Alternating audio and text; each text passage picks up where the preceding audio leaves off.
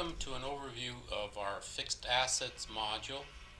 The fixed asset module is found within the financials subsection of the system, which includes executive management, accounts receivable, accounts payable, general ledger, statistical ledger, and financial statements. So we'll focus in on fixed assets right now.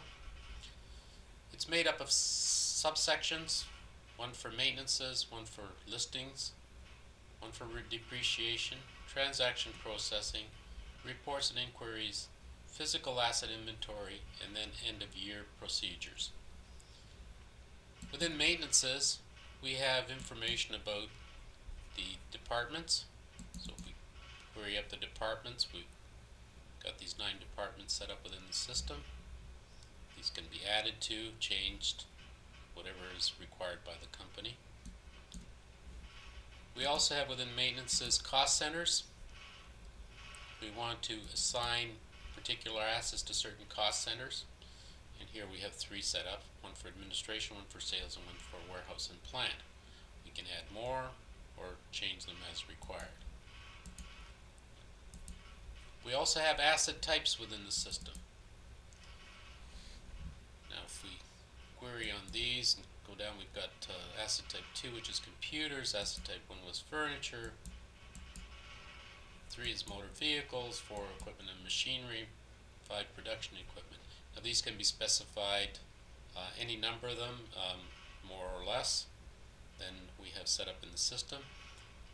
We also assign general ledger numbers for the asset control account, for the depreciation expense account, and for the accumulated depreciation account.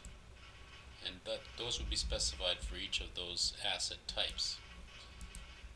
Also within the maintenances, we have the depreciation classes, and if we query on that, we'll see that we've got a number of classes set up. For some companies there may be hundreds, from some companies there may be only a few, depending on how they want to break out their assets. But for instance here, depreciation class 100 uses a straight line method of depreciation at 10%, whereas down here, as depreciation class 400 uses a declining balance depreciation method at 20%. The next one below it is the same type of declining balance method at 30%. And then for instance here on units of production, the actual percentage is not required because the depreciation is based on the units of production of that particular piece of equipment. If it happens to be production equipment and it's depreciated on the basis of, say, 10,000 units of production.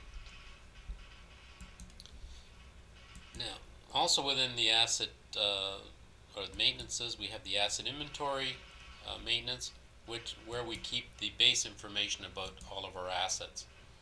For instance, here we have asset A100 is a milling machine. It's with the quality control department, the cost center is warehouse and plant, and the asset type is furniture. Now that probably is not correct, and we could change that